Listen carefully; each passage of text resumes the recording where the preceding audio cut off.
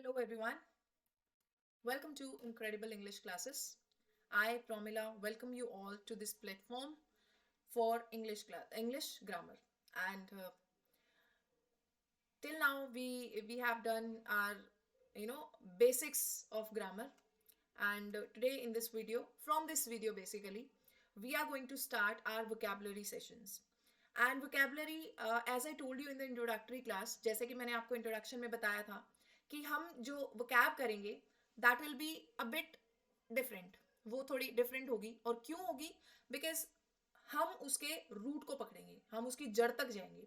और जैसे ही हम उसके रूट को पकड़ लेंगे, जैसे ही हम उसकी जड़ तक पहुंच जाएंगे, तो हमारे लिए उस वर्ड को तोड़ना, उस वर्ड को समझना बहुत आसान हो जाएगा. एंड इस तरीके से रूट वर्ड से मैं ये नहीं कहती कि हम अपनी कंप्लीट वोकैबुलरी कर सकते हैं, but I can assure you कि हम 1500 टू 2000 वर्ड्स क्वाइट इजीली कर सकते हैं.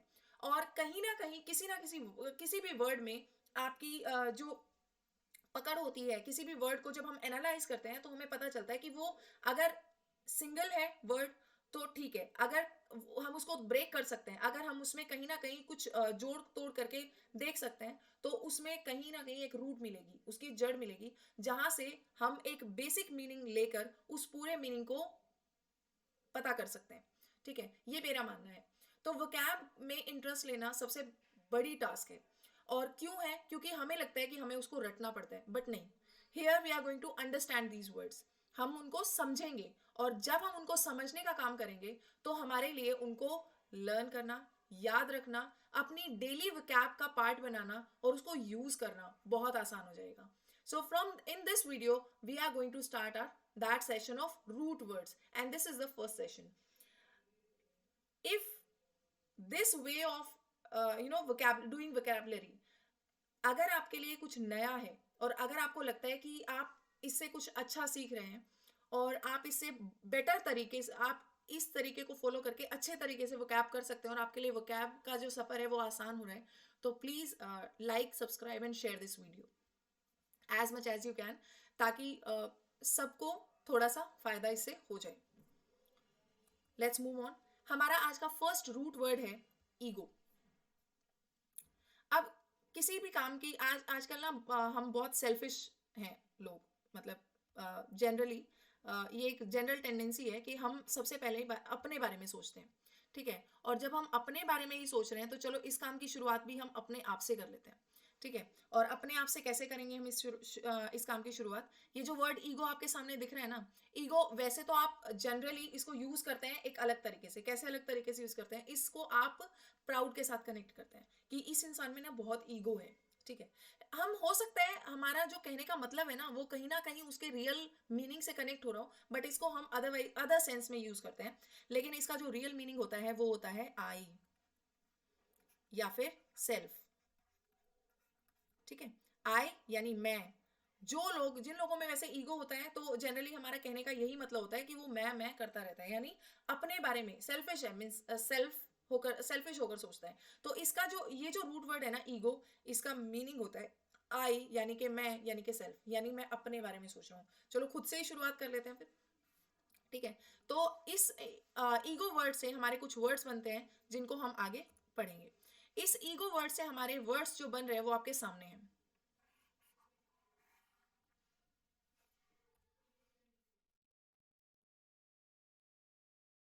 और क्या क्या वर्ड्स बन रहे हैं आप अपने सामने देख रहे हो. आपके सामने ईगोइस्ट है, आपके सामने ईगोटिस्ट है. ठीक है, आपके सामने ईगो सेंट्रिक है, और आपके सामने ईगोमेनियक है. ठीक है, ये फिलहाल है ना आपके लिए शायद कुछ अटपटे लग रहे हो ईगो वर्ड. अब इस सब में आपने एक चीज कॉमन देख ली कि यहाँ पर सब में ना ईगो है. ठीक है, यानी मैं तो इसके अंदर है ही. ठीक है, अब आगे का काम हम अपने आप कर लेंगे. कैसे? अगर मैं है, आई इसमें इंक्लूडेड है, जो ये वर्ड इगोइस्ट बना यानी कहीं ना कहीं मैं से जुड़ा होगा. तो इगोइस्ट का मतलब होता है the person who is very selfish. और कौन होता है सेल्फिश? जिसमें ना आपने बहुत से इंसान ऐसे देखे, दुनिया भरी पड़ी है इन वर्ड से नहीं, ऐसे इंसानों से भी. कैसे इंसानों से? जो अपने बारे में सोचते हैं. हर काम को करने से पहले ना जो बैठ के ये सोचने लग जाए ना कि मेरे लिए इसमें क्या है, अगर मैं ये काम क्यों करूं तो मेरे लिए मेरा क्या फायदा होगा। ठीक है, तो हर चीज में जब इंसान अपने बारे में सोचता है तो उसको हम इगोइस्ट कहते हैं। बस पकड़ लिया हमने ये word. Egoist means the person who has ego, यानी जिसमें मैं है, मैं यानी अपने बारे में सोचता है। ठीक है, जो सेल्फिश है। ग्रीड है जिसके अंदर अपने लिए कुछ करने की। ठीक है, रूथलेस डिजायर है, मतलब ऐसे इंसान ऐसे वो होते हैं जो दुनिया में ना किसी से कोई लगाव नहीं रख सकते, क्योंकि उनके अंदर मैं की जो आय है यानी सेल्फिशनेस है वो इतनी भरी हुई होती है। ठीक है, तो they are selfish, they are greedy. तो इगोइस्ट पर्सन आर दोस्त। उसके बाद नेक्स्ट वर्ड है ईगोटिस्ट। अब यहां पर ना हमने ईगोइस्ट लगा के बीच में टी लगा दिया, और इस टी को ही हमने पकड़ लिया अपने मीनिंग निकालने के लिए। टी से समझ लीजिए आपने बोला टॉक, यू से टॉक। टॉक यानी बातें करना। अब यहां पर था जो सोचता है अपने बारे में, सेल्फिश एंड ग्रीडी। यहां पर था टॉक, टॉक यानी जो बातें करता है। अब ईगो है, आई है, यानी इस्ट था, इगोइस्ट था, सेल्फिश था। अब यहां पर बातें भी करने लग गया। तो जो अपने बारे में, यानी बहुत ज्यादा जो अपने बारे में बातें करता रहता है ऑल द टाइम, मैं बकरी की तरह करता रहता है, एंड सब चीजों में अपनी नाक घुसाता है और अपने ही बारे में। बहुत से लोग आपने देखे होंगे, मैंने ये कर दिया है, मैंने वो कर दिया है, मैंने ये हासिल कर लिया। ठीक है, वो यहाँ पर ना सबसे सही अप्लाई होता है जो ये आपका what do you call that actor, Amitabh Bachchan. मेरे पास गाड़ी है, बंगला है, दैट काइंड ऑफ। तो वो क्या कर रहा है, वो अपने बारे में अपनी शेखियां बगा रहे हैं, अपने बारे में बातें कर रहे हैं। So they talk a lot about self, यानी talk a lot about self. वो अपने बारे में ही बातें करते रहते हैं। इसके बाद है नेक्स्ट है ईगो सेंट्रिक। सेंटर यानी जो केंद्र होता है। ऑलराइट, ईगो यानी आई, जो खुद को सेंटर मान के चले, यानी इस दुनिया में मैं हूं और मैं हर चीज का सेंटर हूं, यानी सेंटर ऑफ अट्रैक्शन रहे रहे नहीं, समझे। ठीक है, ego I and centre is केंद्र। तो हर चीज को मैं यानी खुद को केंद्र मानने वाला इंसान ईगो सेंट्रिक होता है। देखो शुरुआत हमेशा ना ईगोइस्ट से होती है। पहले इंसान सेल्फिश बनता है। अब सेल्फिश बनता है तो जब उसने हर चीज में अपना मतलब देख लिया और अपने मतलब से सारे काम कर लिए, यानी उसने अचीवमेंट कर ली, तो उसने बोलना भी शुरू कर दिया। अब उसने बोलना शुरू कर दिया तो वो खुद को दुनिया का सेंटर समझने लग गया। उसके बाद आगे उसमें पागलपन आ गया। ईगो आए, मेनिया एक वर्ड होता है, जहां भी वर्ड मेनिया लग जाए ना, मेनिया का मतलब होता है पागलपन। ठीक है, यानी madness of something, madness for something, madness, पागलपन। ये लोग है ना बीमार होते हैं, मॉर्बिड होते हैं। ठीक है, मॉर्बिड ऑब्सेशन होता है इनमें। और ऑब्सेशन यहां पर किस चीज का है, सेल्फ का, आई का। तो अपना जिसमें मेनिया हो, पागलपन हो, यानी पहले इगोइस्ट बना, फिर इगोटिस्ट बन गया, फिर इगोसेंट्रिक बन गया, और उसके बाद वो पागल हो गया। और ये जो मेनिया है लोगों को कई बार क्रिमिनल एक्टिविटीज में इन्वॉल्व करने के लिए होने के लिए भी मजबूर कर देता है। तो दे आर ईगोमेनियक। तो ऐसे लोगों से हमेशा बच के रहना चाहिए जो इस स्टेज तक पहुंच जाते हैं। Alright, so they are basically morbid, बीमार हैं वो लोग। Alright, so these are the 4 words made from ego. हमने रूट वर्ड पकड़ा ego, ego means I means self, और हमने उनसे ये 4 वर्ड्स कर डाले। ठीक है, सो अब आगे बढ़ेंगे हम नेक्स्ट वर्ड के साथ, और वो भी कुछ ऐसे ही होगा। हमने एक वर्ड को पकड़ना है, ठीक है, रूट को पकड़ना है, और जड़ पकड़ ली तो हम उसकी ब्रांचेस तो अपने आप निकाल ही लेंगे। ठीक है, I hope it is clear this word ego. अब नेक्स्ट वर्ड है हमारा ऑल्टर। अब हमने खुद को कर लिया तो दूसरों को भी कर लेते हैं। Let us understand others too. जो ये ऑल्टर वर्ड होता है ना, जहां भी वर्ड ऑल्टर आ जाए यानी उसका कहीं ना कोई रिलेशन अदर से होगा, यानी किसी दूसरे से। ठीक है, मैं कर लिया, तुम्हें कर लेते हैं, उसके बाद दुनिया को कर लेंगे, यानी स्टेप बाय स्टेप हम सारी वोकैब कर लेंगे। Alter means other. अब आपने ये रूट वर्ड पकड़ना है और इससे अब आगे के वर्ड्स करने हैं, और आगे के वर्ड्स ऑल्टर से क्या बनते हैं, लेट अस सी, देखते हैं। ये फर्स्ट वर्ड है ऑल्ट्रिस्ट। अभी हमने पढ़ा सेल्फिश इंसान, अभी पढ़ लेते हैं परोपकारी इंसान, यानी जो दूसरों के बारे में सोचता हो। परोपकारी, पर यानी उपकारी। इनमें भी ना हिंदी में भी ऐसा ही होता है। आपको ना बस एक वर्ड को समझना है, उसकी तह तक पहुंचना है, और पहुंचते ही बस आप उसको समझ लेंगे। परोपकारी यानी पर यानी दूसरा, उपकारी यानी जो दूसरों पर उपकार करता है। एक तो है जो सेल्फिश ही हो गया, ठीक है, ईगो, इगोइस्ट, ठीक है।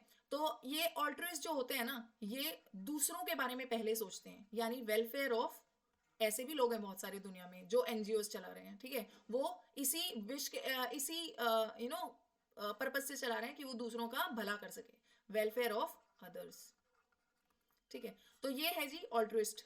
ये ना जितने वर्ड्स जो आपके रूट वाले हैं, ये मैक्सिमम है ना आपको वन वर्ड सब्सटीट्यूशन की फॉर्म में कहीं ना कहीं मिल जाएंगे, ठीक है। सिनोनिम्स एंटोनिम्स में भी आपको हेल्प करेंगे, ज्यादा आपको ना ये वन वर्ड सब्सटीट्यूशन में हेल्प कर देंगे।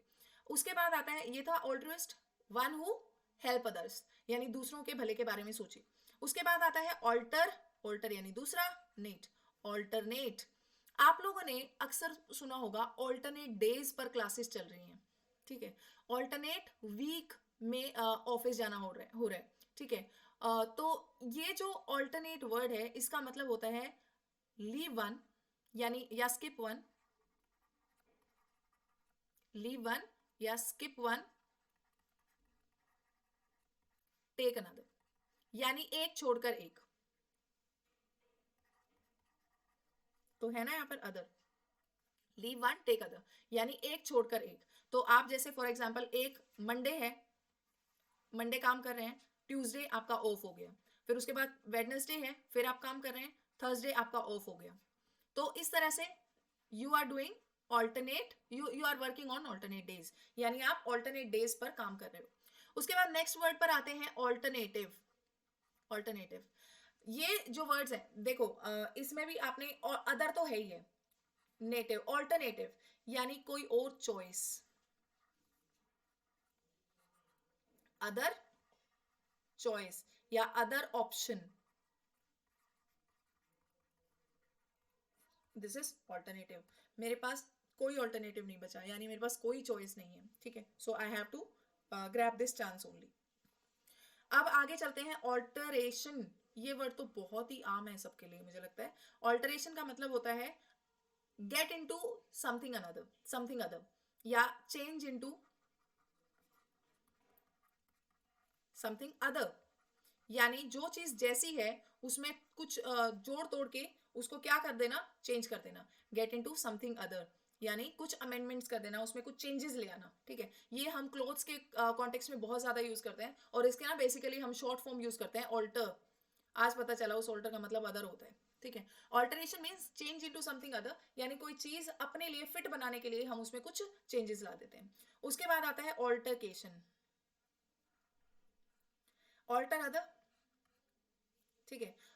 ये ऑल्टरेशन में ना हमने सी लगा दिया है, ठीक है। सी हम कम्युनिकेशन से कह सकते हैं, वैसे तो communication is a very positive term कि आप किसी से बातचीत करते हैं, पर यहाँ पर ना थोड़ा सा उसको ना टेढ़ा बना दो, यानी किसी के साथ उलझना, ऑल्टरकेशन यानी झगड़ा करना, क्वेरल, क्वेरल यानी क्वेरल करना, यानी झगड़ालू होना या झगड़ा कर लेना। क्यों झगड़ा होना? Because you have some other opinion, other opinion, जैसे हर किसी की सोच नहीं मिलती, और जिसकी सोच नहीं मिलती जब वो साथ में बैठ जाते हैं और जहां पर वो क्लैश आ जाता है, तो उसमें क्या होता है, फिर ऑल्टरकेशन होता है, यानी वर्बल, आपके दूसरे ओपिनियन दूसरे हैं, आपके ख्याल दूसरे हैं, तो आपके आप में शब्दों से झगड़ा हो गया, वर्बल डिस्प्यूट हो गया, ठीक है। आप झगड़ा कर बैठे because you have other opinion, ये वर्बल डिस्प्यूट ही होता है, मतलब बातों में ही आप झगड़ा कर लेते हो बहुत ज्यादा। उसके बाद नेक्स्ट वर्ड है ऑल्टर ईगो। अब यहां पर देखो, एक तो है ऑल्टर, अदर, ये दोनों मिल गए, other and ego is self, यानी अदर सेल्फ, सिंपल है ये वर्ड। लेकिन अगर हम किसी को अपना ऑल्टर ईगो कहते हैं, तो इसका ये मतलब है मेरा दूसरा सेल्फ है वो, नॉट इन फिजिकल अपियरेंस, शक्ल में भले ही ना हो, बट क्या, परसेप्शन में, likes and dislikes, likes and dislikes में बिल्कुल सेम, यानी हु बहू हम कह सकते हैं, not in physical appearance but in opinion, perception, likes and dislikes.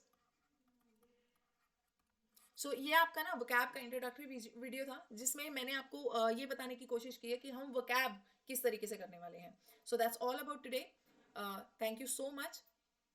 Do these words and keep learning, keep studying, and prepare for your exam and get your destination.